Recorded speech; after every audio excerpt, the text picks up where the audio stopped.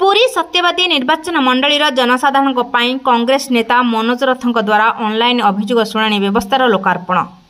पूर्वर BJD सरकार एवं BJP सरकार 1 वर्ष पूरी जाइथिले केन्द्र में बीजेपी सरकार और राज्य में मोहन सरकार प्रतारणा हेउ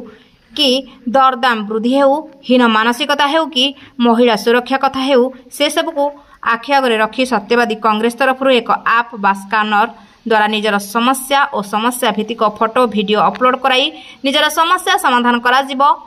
एही समस्या शुणाणी आगकू बेस ख्याति अर्जन करिवो बोली कहिसंती सत्यवादी रे गत थर कांग्रेस टिकेट पाई हारिथिबा कांग्रेस नेता मनोज रथ। अन्यपटे सत्यवादी रे कांग्रेस रो जेकोसी कार्यक्रम हेले मनोज रथ अलगा करुथिबा बेले सत्यवादी कणास रो कांग्रेस पूर्वतन विधायक